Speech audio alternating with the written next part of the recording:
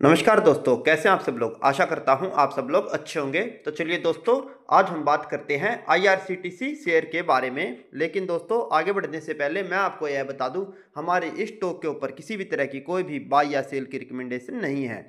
अगर आपको इस शेयर में किसी भी तरह की कोई भी पोजीशन बनानी है या कोई भी ट्रेड लेना है तो अपने फाइनेंशियल एडवाइजर की सलाह पर लें। हमारी यहाँ पर कोई भी बाई या सेल की रिकमेंडेशन नहीं है। हम यहाँ पर केवल चार्ट पर एनालिसिस करेंगे। तो चलिए दोस्तों, अब हम चार्ट पर पढ़ते हैं और बात करते हैं आईआरसीटीसी स्टॉक के बारे में। दोस्तों, अगर शुरुआत से बात की जाए तो ये स्टॉक लिस्ट हुआ था 2019 में 14 अक्टूबर को, और यहाँ से स्टॉक ने एक अच्छी चाल ऊपर की तरफ की दिखाई। अभी ये स्टॉक स्प्लिट हो चुका है तो इसलिए आपको इसका रेट कम दिख रहा होगा, क्योंकि उस समय जब ये लिस्ट हुआ था तो लगभग ये 600 से 700 रुपये की रेंज में था। अभी इसका प्राइस 125 रुपये है। तो दोस्तों, ये स्टॉक लिस्ट होने के बाद इस स्टॉक ने एक अच्छी चाल ऊपर की तरफ की दिखाई और 125 रुपये से ऊपर की तरफ चलता हुआ ये स्टॉक 390 से 400 रुपये तक गया और लगभग अपने प्राइस का 3 गुना ये स्टॉक कुछ ही महीनों के अंदर हो गया। वहां से स्टॉक ने एक नीचे की तरफ की गिरावट दिखाई, जो कि आपको 23 मार्च 2022 तक के लो की दिखाई देगी। जो हमारी 2019-20 में कोविड की गिरावट आई थी, उसके अंदर ये स्टॉक दोबारा से 160 रुपये तक आ गया।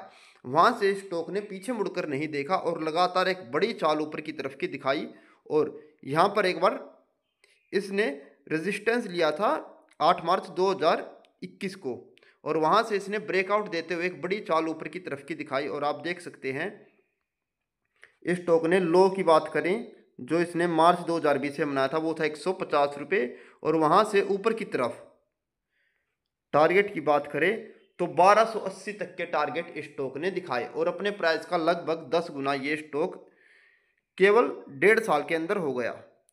अक्टूबर 2021 में इसने अपना हाई बनाया था और 2020 मार्च में इसने अपनी रैली की शुरुआत की थी, और केवल 1.5 साल के अंदर ही ये स्टॉक अपने प्राइस का लगभग 10 गुना हो गया और एक बड़ी चाल स्टॉक ने हमें 1.5 साल के दौरान दिखाई। वहाँ से स्टॉक ने 18 मार्च 19 मार्च को स्टॉक ने अपना टॉप बनाया था, और वहाँ से इस स्टॉक ने एक लंबी करेक्शन की शुरुआत की जो अभी भी चल रही है, क्योंकि अभी तक इस स्टॉक ने अपना ऊपर का हाई नहीं काटा है। और 1280 से ये स्टॉक नीचे की तरफ गिरता हुआ 560 रुपये तक के लो स्टॉक ने बनाए, जहां पर स्टॉक ने 2 बार रीटेस्ट किया 560 के लो पर, जो था 22 मार्च जुलाई 2022 और अप्रैल 2023। यहाँ पर इसने डबल बॉटम बनाया और यहाँ से एक चाल की शुरुआत की जो इसको दोबारा से 560 रुपये से ऊपर की तरफ ले जाते हुए 1120-30 तक के इसने हाई बनाए मई 2024 के अंदर। लेकिन दोस्तों, ये यहाँ से ऊपर की तरफ नहीं जा पाया और डबल टॉप बनाते हुए इस स्टॉक ने फिर से नीचे की तरफ की एक चाल दिखाई, और अभी ये स्टॉक काम कर रहा है 732 पर, जो कि इसकी 200 की मूविंग एवरेज जो वीकली टाइम फ्रेम की है वहां पर आने वाला है, और 700 के आसपास इसकी वीकली टाइम फ्रेम की 200 की मूविंग एवरेज से है। तो हमें ये लगता है यहाँ पर 700 रुपये तक तो ये स्टॉक अब आएगा ही, और डबल टॉप ये अपना बना चुका है जो है 1150 के आसपास, 1130 के आसपास। तो दोस्तों, अब हम इसकी आगे की चर्चा करेंगे कि आने वाले समय में ये स्टॉक किस तरह से कारोबार कर सकता है और कौन से टारगेट ये स्टॉक दिखाएगा, या इस स्टॉक के सपोर्ट कहां पर रहेंगे। तो दोस्तों, पहले हम इसके सपोर्ट की बात कर लेते हैं, कहां पर ये स्टॉक सपोर्ट ले सकता है। तो पहला सपोर्ट जोन इसका निकल कर आता है 700 रुपये, जहां पर इसकी 200 की मूविंग एवरेज आई हुई है। हम इसको मार्क कर लेते हैं।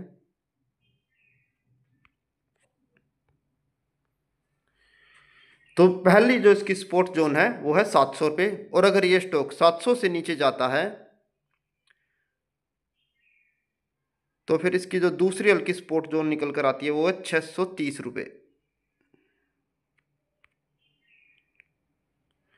और तीसरा सपोर्ट जोन है जो इसका 560 रुपये, जहां पर ये 2 बार डबल बॉटम बना चुका है और ऊपर की तरफ इस स्टॉक ने एक बड़ी चाल दिखाई थी, और जहां से स्टॉक ने फिर डबल टॉप बनाया। अगर ये स्टॉक ट्रिपल बॉटम बना देता है तो इसका फाइनल नीचे की सपोर्ट जोन होगी, जहां तक ये स्टॉक आने की कोशिश करेगा आने वाले समय में। अगर स्टॉक के अंदर इसके रिजल्ट बेकार आते हैं या फिर स्टॉक के अंदर कोई गड़बड़ होती है, तभी ये टारगेट आपको देखने को मिलेंगे। नहीं तो मुझे लगता है ये 700 के आसपास रुक जाना चाहिए, नहीं तो 630 जो इसका दूसरा सपोर्ट जोन है वहाँ तक ये स्टॉक आ सकता है। उससे ज़्यादा मुझे नहीं लगता ये स्टॉक आएगा। लेकिन एक्सट्रीम सिचुएशन में ये स्टॉक 560 रुपये तक आने वाले समय में आ सकता है। अब दोस्तों इसके टारगेट की बात कर लेते हैं या इसके रेजिस्टेंस जोन की बात कर लेते हैं, जिसके लिए हमें फिबोनाची रिट्रेसमेंट लगेगी।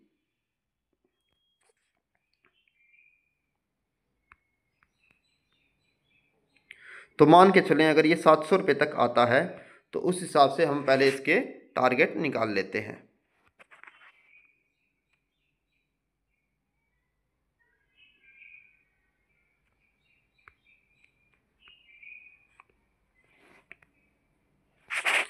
तो दोस्तों मान के चलें अगर ये 700 के आसपास अपने सपोर्ट जोन पर काम करता है और वहाँ से अगर ये बाउंस बैक दिखाता है तो कौन कौन से लेवल इसके आने वाले समय में निकल कर आ सकते हैं। अगर ये स्टॉक अपने प्राइस का 62% रिट्रेसमेंट करता है तो इसका टारगेट होगा 960 रुपये। 960 रुपये इसका टारगेट भी होगा और रेजिस्टेंस जोन भी इसकी 960 निकल कर आती है। और मान लीजिए ये 38% रिट्रेसमेंट करता है तो 860 रुपये। तो पहला टारगेट इसका मान के चलें अगर 700 रुपये के आसपास से ये सपोर्ट लेकर ऊपर की तरफ निकलने की कोशिश करता है तो पहला टारगेट रहेगा इसका 860 रुपये और दूसरा टारगेट रहेगा 965 रुपये। और अगर ये स्टॉक अपने 965 के लेवल को भी ऊपर की तरफ ब्रेक कर देता है तो ये स्टॉक फिर अपने हाई तक जाने की कोशिश करेगा। बीच में इसका 78% का जोन भी निकल कर आता है जो 1040 के आसपास है, और इसको भी ऊपर की तरफ पार कर देता है तो ये ऊपर ट्रिपल टॉप बनाने की कोशिश करेगा जो कि है इसका 1080 1140 ये जोन इसकी निकल कर आती है जहाँ तक इसके 3 टारगेट निकल कर आएंगे। और इससे ऊपर अगर ये स्टॉक जाता है तो इसके बड़े टारगेट जो निकल कर आएंगे वो 1400 के आसपास है। लेकिन उससे पहले इसे अपनी जो बड़े टाइम फ्रेम की करेक्शन उसको ख़त्म करना पड़ेगा। और जब ये स्टॉक अपने हाई को ऊपर की तरफ ब्रेक कर देगा तो हम दोबारा इसके ऊपर एक वीडियो बनाएंगे जब हम आपको नए स्पोर्ट जोन इसके बताएंगे और स्टॉप लॉस बताएंगे और आने वाले टारगेट जो इसके 1400 हैं या इससे ऊपर के जो भी टारगेट निकल कर आएंगे वो हम बाद की वीडियो में डिस्कस कर लेंगे। फिलहाल आपके लिए ऊपर की तरफ के 4 रेजिस्टेंस जोन मैंने आपको बता दिए हैं 860 रुपये। आप इनको टारगेट भी मान सकते हैं और रेजिस्टेंस जोन भी मान सकते हैं, जैसा आपको ठीक लगे आप उस हिसाब से काम कर लीजिए। मैंने आपको ऊपर और नीचे दोनों तरफ के लेवल आपको बता दिए हैं। पहला आपका ऊपर का रेजिस्टेंस जोन है 860 रुपये, दूसरा है 965, तीसरा है 1040 और चौथा है 1140। और नीचे के आपके सपोर्ट जोन है 700 रुपये, 630 रुपये और 560 रुपये। तो इस स्टॉक की कंडीशन देखते हुए हमें यही लगता है इस स्टॉक के अंदर आप हल्की फुल्की इन्वेस्टमेंट कर सकते हैं, क्योंकि आपके टारगेट और रेजिस्टेंस जोन काफ़ी बड़े निकल कर आ रहे हैं और आपके सपोर्ट जोन बहुत ही छोटे निकल कर आ रहे हैं जो कि आपके स्टॉप लॉस के तौर पर भी आप यूज़ कर सकते हैं। तो दोस्तों अपने फाइनेंशियल एडवाइज़र की सलाह पर इस स्टॉक के अंदर आप हल्की फुल्की इन्वेस्टमेंट कर सकते हैं और इन लेवल्स को आप नोट करके रख लेना। और अगर आपको हमारी वीडियो अच्छी लगी हो तो इसे लाइक करें, शेयर करें, कमेंट करें। और अगर आपको हमारा चैनल पसंद आया हो तो इसे सब्सक्राइब करें और बेल आइकन को दबाना ना भूलें ताकि आगे भी आपको ऐसी यूज़फुल वीडियो देखने को मिलती रहे। धन्यवाद दोस्तों।